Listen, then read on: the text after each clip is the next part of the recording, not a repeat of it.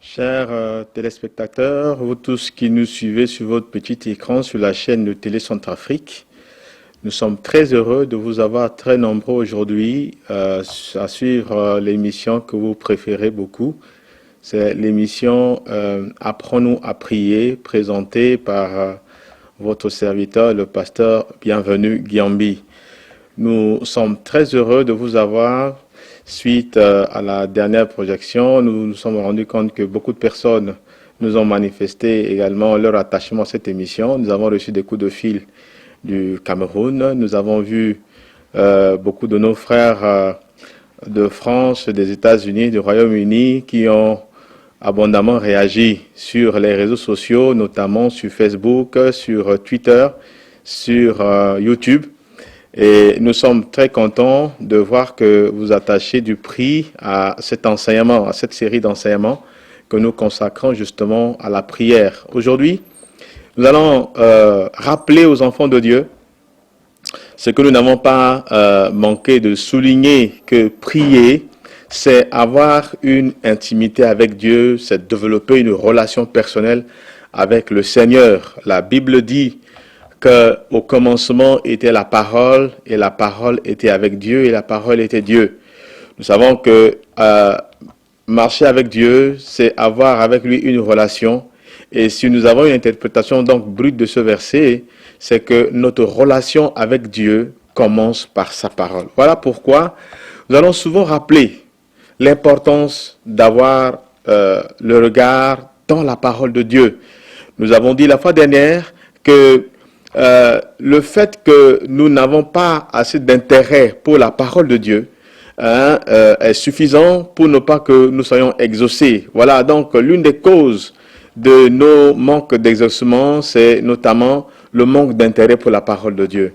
Voilà pourquoi je dis, du moment où nous devons marcher avec Dieu, du moment où nous devons développer cette intimité avec Dieu, le tout commence par la parole, selon ce verset qui dit « Au commencement était la parole était avec Dieu et la parole était Dieu ». Voilà pourquoi pendant cette série d'enseignements, nous ne manquerons pas justement d'insister, d'attirer l'attention des enfants de Dieu, parce qu'il est important que nous puissions donc réussir justement dans cette marche, dans cette aventure merveilleuse que nous avons avec Dieu, marcher avec lui dans l'intimité, marcher avec lui dans la communion, pour garantir justement à nos prières, garantir à nos souhaits justement la possibilité d'être exaucés.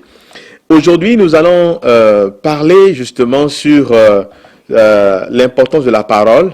Le thème de notre enseignement d'aujourd'hui, c'est la parole faite chair, que nous lisons dans Jean chapitre 1, le verset 14. Voilà ce qui est écrit. « Et la parole a été faite chair, elle est habitée parmi nous, pleine de grâce et de vérité. Et nous avons contemplé sa gloire, une gloire comme la gloire du Fils unique venu du Père. » Quand nous lisons ce verset, qu'est-ce que nous comprenons? Ici, l'apôtre Jean, qui a écrit justement ce verset, il faisait partie des disciples de Jésus. Il était habitué à marcher avec Jésus. Il a vécu avec lui pendant un bon bout de temps. Et finalement, le terme de la parole était la manière à laquelle Jean s'est donné pour exprimer sa manière justement de connaître Jésus. Il l'appelle la parole. Et il dit, au commencement était la parole était avec Dieu, la parole de Dieu. Il dit ici, la parole a été faite chair et elle a habité parmi nous pleine de grâce et de vérité. Nous allons nous arrêter un instant justement sur ce verset pour essayer un peu de comprendre juste cette partie-là où l'apôtre Jean dit que la parole s'est manifestée. La parole, elle est devenue chair. La parole, en quelque sorte, elle est devenue réalité. Cette parole qui était dans le monde invisible, elle est devenue visible. Elle est devenue quelque chose que lui, il pouvait toucher. Ils pouvaient voir. Donc, la parole n'était plus restée quelque chose de théorique, mais la parole était devenue pour lui une réalité. Je pourrais même dire qu'une interprétation brute même de ce verset nous dit que la parole faite chair veut dire que la parole devrait donc quitter la Bible pour devenir une réalité dans notre vécu. Et quand nous comprenons ce verset, il dit, la parole a été faite chair. C'est-à-dire que cette parole, quand elle devient une réalité, quand elle devient quelque chose qui est vécu, qu'est-ce qu'elle apporte? Elle apporte la grâce, elle apporte la vérité. Nous allons nous arrêter un instant pour méditer justement sur cette partie A que je vous ai dit de ce verset de Jean chapitre 1 verset 14. Quand je dis que la parole a été faite chair, que la parole est devenue réalité. Quel est le processus justement pour que la parole quitte la Bible pour devenir une réalité dans notre vie, pour devenir du vécu? Parce que la conséquence, c'est qu'elle apporte la grâce, elle apporte la vérité. Voyez? Donc, en lisant ce verset, nous comprenons qu'il est important justement que la parole devienne une réalité. Parce que c'est ça, ce qui veut dire, quand on dit que la parole devient chair, ça veut dire que la parole devient une réalité, la parole devient quelque chose que nous avons vécu, quelque chose que nous avons expérimenté. Comment faire justement pour que cette parole devienne quelque chose de vécu? Nous ne manquons pas d'insister sur l'importance de la méditation. Pour que la parole devienne justement une réalité, la parole doit commencer par être méditée. Vous voyez? Je n'ai pas manqué souvent de le dire, que quand nous lisons la parole de Dieu, souvent le terme qui est beaucoup plus utilisé, c'est le terme méditation. Vous voyez, quand nous lisons dans Josué chapitre 1 verset 8, il est dit que ce livre de la loi ne s'éloigne point de ta bouche, médite-le nuit et jour. On parle de méditer. Quand nous lisons Psaume chapitre 1, le verset 3, il dit qu'il médite sa parole nuit et jour. Voyez? Donc, le processus pour que la parole devienne une réalité dans notre vie, cela commence par la méditation. Cela commence par une attention soutenue que nous avons sur quelque chose. Vous voyez, la meilleure manière de connaître quelqu'un, souvent c'est de méditer sur ce que la personne a dit. Vous voyez, la Bible dit que c'est de l'abondance du cœur que la bouche parle.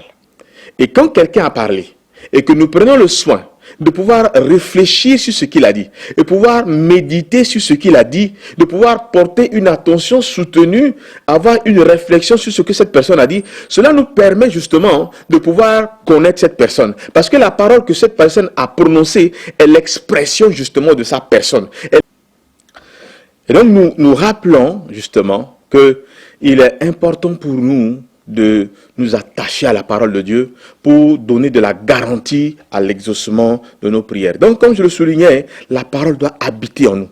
Elle doit trouver sa place en nous. Elle doit s'intégrer dans notre mode de vie. Elle doit s'intégrer dans notre vie de chaque jour. Parce que l'objectif que Dieu cherche, c'est que cette parole arrive à impacter justement notre manière de réfléchir. Que cette parole arrive à impacter notre manière de raisonner. J'encourage donc les enfants de Dieu à se battre. Parce que vous savez que souvent, ce n'est pas facile d'arriver justement à trouver ce créneau, à trouver du temps. Mais Dieu veut avoir du temps dans notre programme. Dieu veut trouver de la place dans notre programme et c'est pourquoi il insiste pour que nous puissions méditer sa parole, pour que nous puissions réfléchir sur sa parole, pour que nous puissions donc manger sa parole. Il m'arrive souvent, très souvent, parfois je peux lire un verset que je ne comprends pas, mais je lis quand même et dans la journée, ce verset devient l'objet de ma méditation. Ça devient l'objet de ma compréhension. Et il y a des fois où parfois une lumière traverse mon esprit et je comprends justement la pensée de Dieu. Et quand cette pensée, quand j'arrive à la comprendre, elle devient un principe dans ma vie. Elle devient une règle. Je l'érige justement en principe. Je l'érige en mode de vie de ma vie de chaque jour. Donc voilà pourquoi Dieu insiste pour que non seulement que sa parole devienne chère dans notre vie, mais que cette parole habite en nous abondamment. Il y a la notion de l'abondance. Il faudrait que cette parole soit abondante, qu'elle soit là de manière plus permanente, qu'elle ne puisse pas seulement être là de manière temporaire comme je le signais, mais qu'elle soit là de manière plus permanente. Alors, quand nous lisons ce verset, en faisant en sorte que la parole devienne chère, en faisant en sorte que la parole devienne abondante, le texte nous dit ici que il y a les effets de la présence de cette parole dans notre vie. Il y a deux effets. Ces deux effets, le premier effet, c'est que la parole nous apporte la plénitude de la grâce. Et la deuxième chose, c'est que la parole apporte la plénitude de la vérité. On a besoin de rappeler que la grâce, c'est une faveur qu'on n'a pas méritée. La grâce, c'est une faveur que nous n'avons pas méritée. Plein d'histoires, justement, dans la parole de Dieu nous permettent d'avoir une certaine image de la grâce. Et nous allons donc retenir deux cas. C'est le cas de Saül et le cas de David. Nous voyons qu'à la fin de la vie de Saül, il a expérimenté le silence de Dieu. Dieu ne lui parlait plus. Dieu ne lui parlait plus parce que, rappelons qu'à l'époque, Dieu parlait par le moyen des prophètes, Dieu parlait par le moyen des rêves, et Dieu parlait par le moyen de l'Urim et de Tumim. Pour ceux qui sont ici chez nous en Centrafrique, l'Urim et le Tumim, en fait, on peut... c'est comme, je peux dire... quand même, c'est pas entièrement ça, mais c'est comme ce que les gens font comme les équés. C'est quelque chose qui était utilisé justement pour découvrir justement la volonté de Dieu. C'est comme les piles ou face, voyez. Et donc, à l'époque, cela était autorisé dans la loi pour que on puisse arriver à connaître la volonté de Dieu. On arrive à entendre Dieu, on arrive à comprendre justement la pensée de Dieu.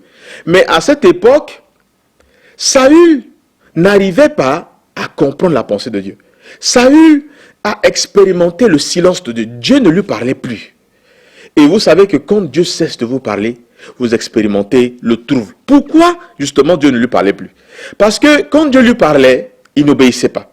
Quand Dieu lui parlait par les prophètes, il n'obéissait pas. Nous voyons combien justement la relation entre Saül et le prophète Samuel était une relation vraiment en tout cas contractuelle, je dis contractuelle, était une relation conflictuelle. Pourquoi? Parce que Saül était quelqu'un qui n'était pas obéissant. Voyez, il n'était pas obéissant. Et cela fait que, à un moment, Dieu était devenu silencieux. Dieu ne lui parlait plus. Quel que soit ce que Saül faisait, qu'il fasse du bien, qu'il fasse du mal, Dieu ne s'exprimait plus. Dieu ne lui parlait plus. Le prophète Samuel lui a dit que, en tout cas, il ne pouvait plus revenir vers lui pour lui parler. Et nous allons voir que la vie de Saül a été caractérisée par un silence. Et ce silence était tellement fort que, à un moment, comme Dieu ne lui parlait plus, il était obligé justement de se retourner vers les magiciennes, vers les nécromanciennes. Alors que la Bible interdit justement aux enfants d'Israël d'aller consulter les magiciens, d'aller consulter les augures. Voyez? Mais parce que Dieu ne lui parlait plus, il était obligé d'aller chercher à connaître Dieu, la volonté de Dieu, par ces moyens-là. Et nous voyons que à la fin de la vie de Saül, en tout cas, il était troublé. Il était troublé, il n'avait plus la paix et il est mort dans une situation déplorable. Mais quand nous lisons la vie de David, nous voyons que contrairement à Saül, David a expérimenté la grâce de Dieu. L'une des manifestations les plus spectaculaires de la grâce de Dieu dans la vie de David, c'est que chaque fois que David péchait, Dieu envoyait un prophète pour venir lui dire « tu as péché ». Les amis, ça c'est une grâce. Que Dieu nous montre notre péché. Que Dieu nous révèle nos fautes. Que Dieu ne soit pas silencieux. Que Dieu envoie quelqu'un pour nous montrer nos fautes. Les amis, ça c'est vraiment une grâce. Mais pourquoi est-ce que Dieu accordait-il une telle grâce à David, les amis? C'était simple. Quand nous lisons le psaume 119, nous comprenons tout ce chapitre. Nous voyons comment David présente la parole de Dieu. David montre combien la loi de Dieu est vraiment quelque chose qui a de la valeur à ses yeux. Il essaie de montrer combien la parole de Dieu, la loi de l'Éternel est comme pour lui une pierre précieuse.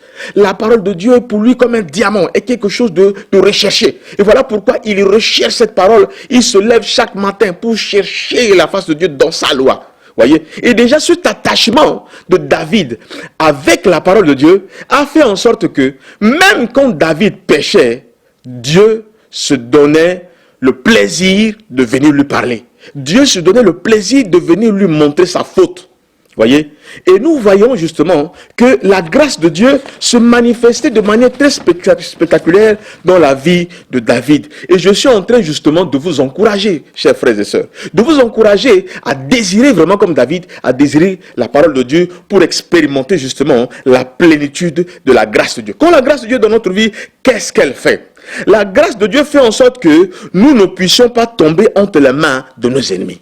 Les amis, c'est vraiment une faveur. Nous voyons combien de fois, plusieurs fois, David, qui a combattu les Philistins, il a été un réfugié chez les Philistins. Dieu a disposé le cœur de ses ennemis-là pour accueillir David. Alors que c'est ce David-là qui allait justement les exterminer. C'est ce David-là qui allait justement leur faire du mal. Mais nous voyons que la grâce de Dieu qui reposait sur la vie de David fait en sorte que David ne pouvait pas tomber entre les mains de ses ennemis. Les amis, aussi longtemps, je le déclare, que tu resteras attaché à la parole de Dieu, tu ne tomberas jamais entre les mains de tes ennemis. Tu ne tomberas jamais entre les mains de ceux qui t'en veulent. Voilà pourquoi le meilleur moyen d'y arriver, d'avoir cette grâce de Dieu, c'est de pouvoir t'attacher à la parole de Dieu, c'est de méditer la parole de Dieu comme David. La grâce de Dieu dispose le cœur de Dieu pour nous. Hein? Dieu dispose son cœur pour nous. Quand nous lisons tout le psaume 32, David, en fait, il tente de nous partager ses expériences. Une fois, il a péché, et à un moment, il a expérimenté justement le silence de Dieu. Il a dit que la main de Dieu était dure sur sa vie comme le soleil en plein midi. Et quand il a ouvert sa bouche, il a confessé. Dieu s'est remis effectivement à lui parler. Et il dit dans Psaume 25, verset 14, il dit « L'amitié de l'Éternel est pour ceux qui le craignent et son alliance leur donne instruction. » Quand nous lisons dans Nombre chapitre 14, verset 34, la partie B, Dieu disait aux enfants d'Israël qui étaient habitués justement à être désobéissants, voici ce qu'il leur a dit. Il dit, vous saurez ce que c'est que d'être privés de ma présence. Voyez? Quand nous nous attachons justement à la parole de Dieu, nous nous attachons à cette parole, voyez, nous expérimentons la grâce de Dieu et nous expérimentons sa présence. Qu'est-ce que la grâce fait encore? La grâce dispose les cœurs des hommes pour nous. Proverbe chapitre 11 verset 7 déclare « Le cœur du roi est comme un courant d'eau entre les mains de l'Éternel qui l'incline comme il veut. » Voyez? On dit que le cœur du roi, le roi ici c'est quoi? Le roi ici c'est quelqu'un qui a le pouvoir d'accorder une faveur. Celui qui a le pouvoir d'accorder quelque chose, c'est un roi. Voyez? Et Dieu dit que le cœur justement de cet homme qui a le pouvoir d'accorder une faveur, le cœur de cet homme est entre les mains du Seigneur. Et quand nous sommes attachés à sa parole, Dieu fait en sorte que nous expérimentons la grâce, la plénitude de la grâce. Et dans cette plénitude de la grâce, Dieu dispose justement le cœur des hommes en notre faveur. Qu'est-ce que la grâce également fait? La grâce nous prévient des erreurs dues à des dilemmes. Voyez? Quand nous lisons justement dans la vie de David, nous comprenons quelque chose. C'est que, quelle que soit notre bonne volonté, n'oublions pas que nous avons des faiblesses et des manquements. Nous sommes des êtres humains et il y a des fois où parfois nous pouvons nous retrouver dans des situations difficiles. Regardez ce qui s'est passé. À un moment, David s'est retrouvé chez les Philistins. Les Philistins allaient combattre Israël. Or, dans la destinée justement de David, David devait gouverner Israël. Mais cependant, il s'est retrouvé dans une situation de dilemme. Parce que d'un côté, il a des gens, ces Philistins, qui lui ont accordé leur refuge. Il devait justement leur prêter assistance. Mais prêter assistance à quel prix? Ils allaient justement combattre ce peuple. Et David était dans une situation de dilemme. Il devait aller combattre ce peuple-là qu'il était appelé à gouverner demain. Alors qu'est-ce que Dieu va faire? Dieu va faire en sorte que Dieu va mettre à cœur au prince des Philistins pour dire justement à leur roi de ne pas permettre à ce que David puisse aller gouverner, aller combattre contre Israël. Vous voyez, ça encore les amis, ça c'est la manifestation de la grâce de Dieu les amis. La grâce de Dieu fait en sorte, la grâce de Dieu les amis nous évite des erreurs que nous pouvons commettre. Donc, vous comprenez que nous avons beaucoup de raisons justement de pouvoir expérimenter la plénitude de la grâce de Dieu. Et pour expérimenter justement la plénitude de la grâce de Dieu, la Bible dit, il faut que la parole devienne chère dans notre vie. Il faut que cette parole devienne une réalité que nous pouvons effectivement vivre. Il faut que cette parole, qu'elle habite en nous, qu'elle habite abondamment. Ce qui veut dire que nous devons intégrer la parole de Dieu dans notre vécu de chaque jour. Alors, si cette parole apporte la plénitude, elle n'apporte pas seulement la plénitude, elle apporte la plénitude de la grâce, je vous le dis, elle apporte aussi la plénitude de la vérité. De manière générale, en fait, une vérité est quelque chose que l'on reconnaît pour être correct. Un mensonge peut être perçu par une personne comme une vérité. Pourquoi? Parce que la personne y donne du crédit et la personne y apporte sa foi, il apporte sa confiance. La Bible dit ici que la plénitude de la vérité est quelque chose que nous pouvons expérimenter lorsque la parole habite abondamment dans notre vie. Pour comprendre la vérité, nous pouvons voir la vérité effectivement sous deux formes. La vérité comme le contraire du mensonge et la vérité comme étant une règle à adopter. La Bible nous recommande que nous ne devons pas marcher dans le mensonge. Que nous devons marcher dans la vérité, marcher dans ce qui est vrai. La Bible dit que ce qui est vrai fasse l'objet de vos pensées. Nous devons donc chercher ce qui est vrai, ce qui est correct, ce qui est normal, ce qui est considéré comme une norme acceptable par la société. Vous voyez, ça c'est d'abord ça la vérité. C'est cette vérité-là qui est le contraire justement du mensonge. Mais il y a également la vérité qui est une règle à adopter. Vous voyez, généralement c'est dans le combat spirituel et dans la réalité au quotidien que nous pouvons mesurer combien ce que Dieu dit est vrai. Vous voyez, nous devons considérer la parole de Dieu comme étant la vérité. Vous allez voir que c'est une réalité effectivement que nous pouvons vivre. C'est ce que nos yeux voient et qui peuvent être contraires à la parole de Dieu. Nous considérons que ce que Dieu dit, c'est ce qui est vrai. La réalité peut ne pas être souvent la vérité. Mais la vérité, c'est ce que Dieu dit. Parce que la réalité peut être motivée, peut être manipulée par l'ennemi. L'ennemi peut se cacher derrière une réalité pour manipuler, pour nous amener à croire à quelque chose qui n'est pas vrai. Voilà pourquoi la vérité est ce qui est dans la parole de Dieu. C'est ce que Dieu dit, c'est ce qui est vrai. Et donc, Dieu nous rassure que quand nous marchons dans sa parole, nous n'allons pas nous tromper. Quand nous marchons dans sa parole, même quand la réalité a tendance à nous faire croire que c'est elle qui est la vérité, nous arriverons effectivement à ramener à l'existence les choses telles que Dieu a prévues à cause de sa parole. La Bible dit, c'est Jésus qui dit ceci, il dit celui qui écoute ma parole, il la met en pratique, il est comme un homme prudent qui a bâti sa maison sur du roc, le roc de la parole de Dieu. C'est comme Pierre dit, il dit, Seigneur, nous avons travaillé toute la nuit, mais sur ta parole, je jette mon filet. Donc, je considère que la parole de Dieu est cette vérité que je dois croire.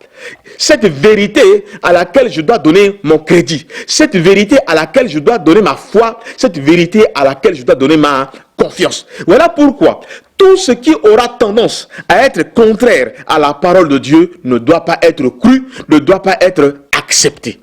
Et voilà pourquoi Dieu nous encourage, Dieu nous garantit que si nous faisons en sorte que sa parole devienne une réalité dans notre vie, si cette parole habite abondamment dans notre vie, nous avons la garantie de marcher dans la plénitude de sa grâce, de sa faveur. Nous allons également marcher dans la plénitude de la vérité. Nous n'allons pas vivre dans le mensonge, mais nous n'allons pas non plus vivre dans le mensonge du diable. Le mensonge des réalités qui vont nous amener à marcher contrairement à la parole de Dieu. La parole de Dieu est ce qui doit être vrai. Et ce qui est vrai, c'est ce à quoi nous croyons. C'est ce à quoi nous donnons notre confiance. C'est ce à quoi nous donnons notre crédit. Et nous allons en faire un principe. Nous en faisons justement une règle. Et nous marchons selon cette parole. Parce que justement cette parole, c'est Dieu même qui l'a donnée. Et en marchant selon cette parole, c'est Dieu même que nous engageons justement dans cette situation que nous affrontons justement avec la parole de Dieu.